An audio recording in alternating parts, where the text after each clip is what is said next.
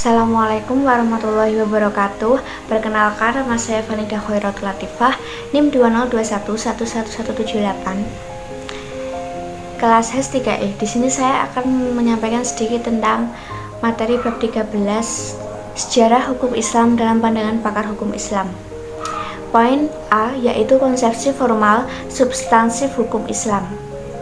Dalam poin ini ada beberapa pembahasan. Yang pertama yaitu tentang konsep Islam. Yang dimaksud adalah konsep-konsep yang berasal dari sumber hukum Islam, yaitu Al-Quran, Al-Hadis, dan Ijtihad. Kedua, Juhaya S. Praja menegaskan bahwa para pakar hukum Islam menyatakan sumber hukum Islam ada 3, yaitu Al-Quran, Sunnah, dan Ijtihad. Yang ketiga yaitu pemikiran Joseph Scott tentang hukum Islam tidak terlepas dari ketiga sumber hukum Islam tersebut. Inti pemikirannya adalah bahwa hukum Islam sebelum periode Umayyah dengan karakteristik hukumnya yang bersifat normatif sebagai hukum suci dan pembatasan hukum Islam pada akhir pemerintahan Umayyah yang bersifat teknis dalam tataran hukum positif.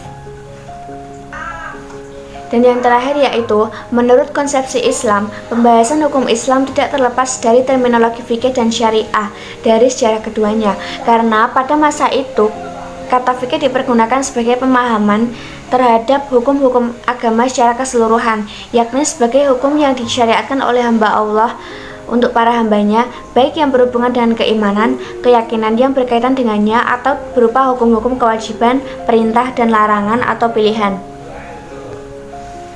Menurut pemikiran Scott memfokuskan hukum pada pengertian bahwa hukum sebagai kesatuan norma yang mengikat manusia, dan Juhaya S.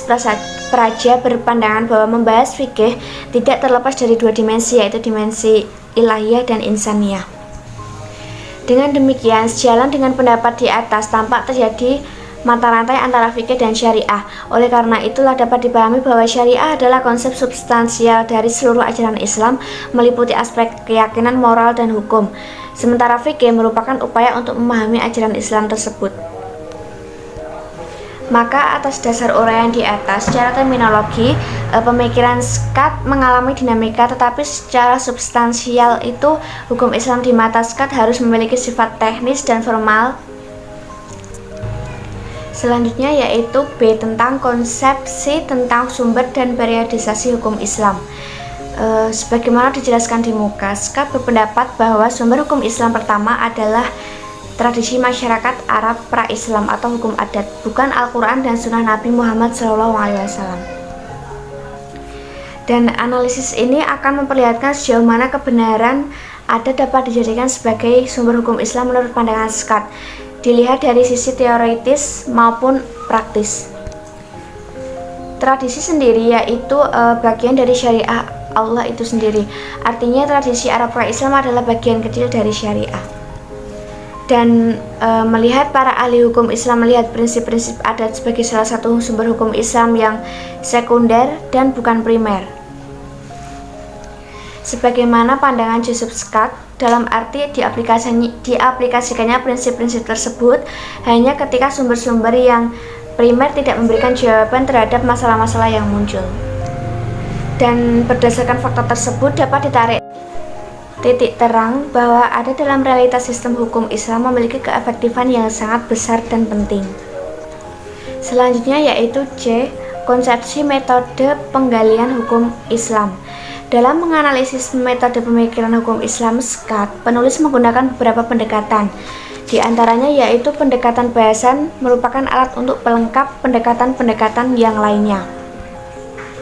Untuk pendekatannya sendiri yaitu pertama pendekatan teologi. Pendekatan teologi penting dilakukan dalam meneliti hukum Islam, didasarkan bahwa teologi bukan hanya mencoba menjelaskan bagaimana sesungguhnya pria dan wanita berbicara tentang Tuhan atau pembahasan tentang Tuhan semata. Teologi meneliti aturan-aturan mengatur, di antaranya yaitu syariah dan fikih. Pendekatan selanjutnya yaitu pendekatan filsafat. Secara spesifik adalah filsafat hukum Islam atau hikmat at-tasyri'. Pendekatan ini perlu dilakukan guna sebagaimana dijelaskan oleh Juhaya S. Praja bahwa filsafat mempunyai tugas utama, yaitu mempertanyakan kembali paradigma-paradigma ilmu yang telah mapan. Objek teoritis filsafat hukum Islam, yaitu pertama prinsip hukum Islam, kedua dasar dan sumber-sumber hukum Islam, ketiga tujuan hukum Islam, keempat asas hukum Islam, dan yang terakhir yaitu kaidah hukum Islam.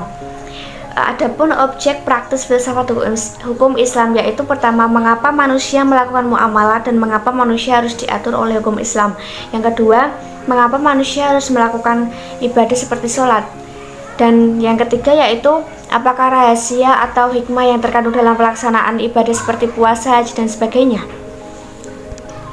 Menganalisis dari pemikiran Scott. Dengan keduanya pendekatan tersebut, tampaknya di satu sisi Scott menggali istilah hukum dari segi bahasa secara umum, akan tetapi di sisi lain ia melupakan pendekatan bahasa terhadap istilah-istilah syariah dan fikih.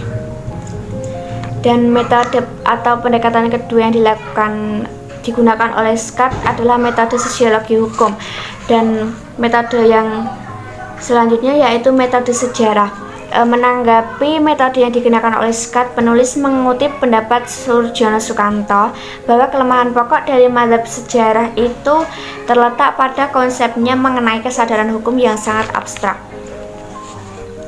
Oleh karena itu, menurut penulis memahami hukum Islam tidak hanya bisa didekati dengan dua pendekatan,